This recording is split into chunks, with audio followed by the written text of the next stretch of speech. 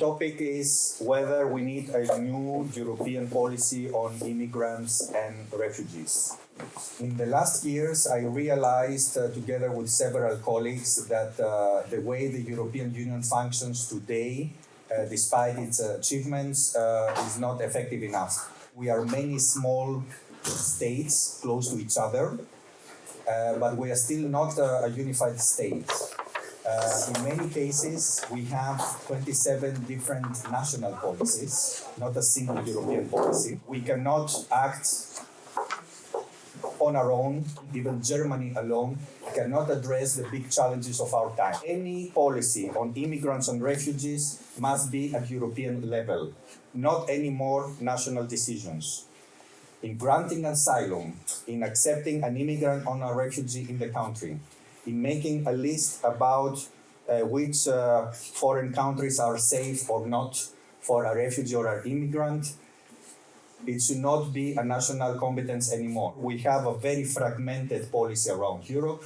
European countries do not share their resources and they are not solidary to each other. Yannis will not be surprised if I tell him that what he would like to see is unfeasible. We have a totally disbalanced system, and it's a miracle that we managed since 20 years to pass through without a big crisis. Why should Italy and Greece pay for the control of their part of the external borders, while what they do is for the benefit of the entire European Union? It's a totally unfair division of responsibilities. The famous Dublin system. So if an asylum seekers arrive in Spain and then go to France, Spain is the responsible member state. Why? The burdens are divided in such an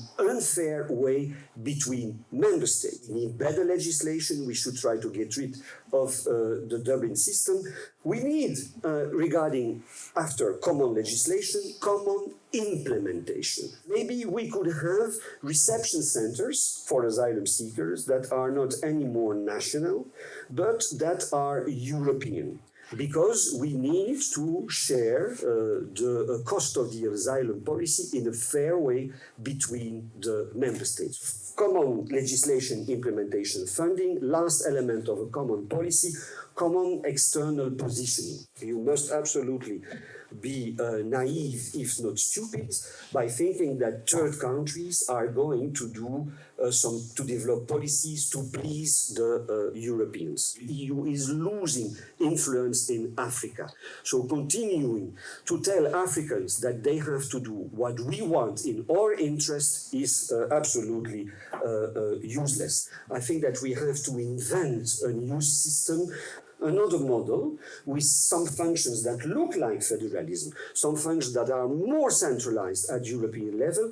This, I think, is possible, and we should think, I'm sure, that it is possible in that way to have a better and coherent policy. The professor explained it even better than everybody. Maybe he should become a federalist himself.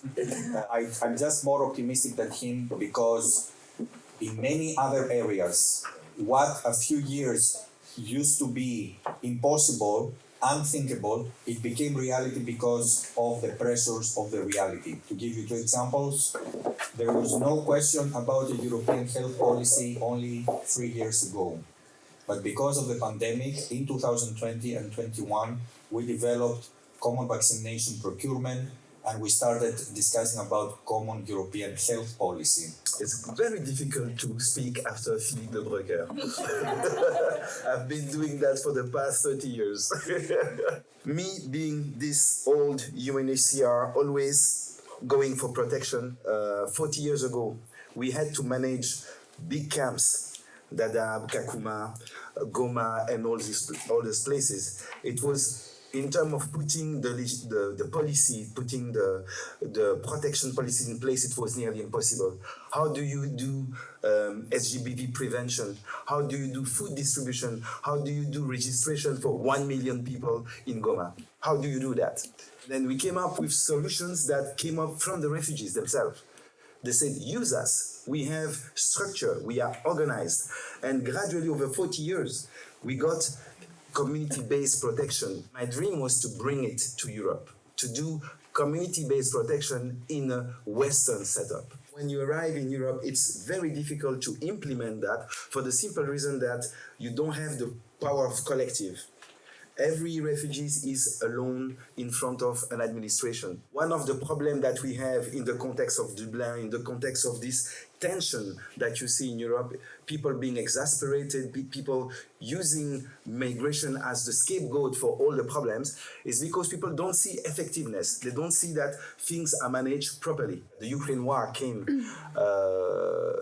we got a lot of Ukrainians coming to Brussels, and quickly the structure were about to be overwhelmed. In Belgium, 80% of the people that the Ukrainian people are hosted by Belgian hosts. It's a community-based approach right there. You are having the community of Belgium hosting the people and not the states hosting.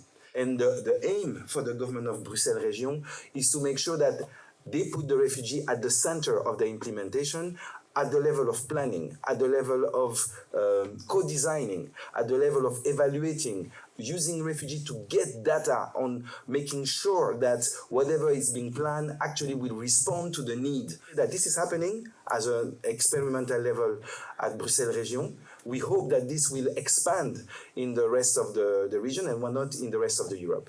As refugees, we are deeply grateful for the efforts made by government and host communities to welcome and integrate the Ukrainian refugees into your country and your homes. We need to think about living out our lives and how to go about it in the Brussels region capital.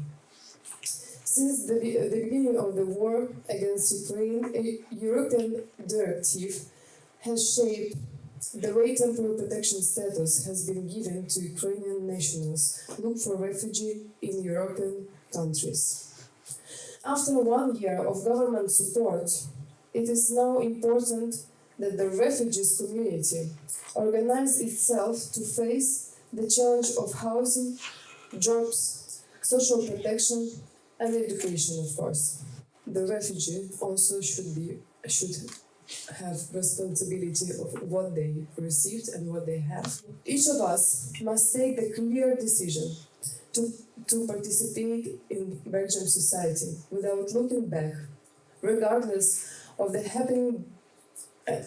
what happened back in our country. We will only be able to participate fully if we understand the world we are moving into.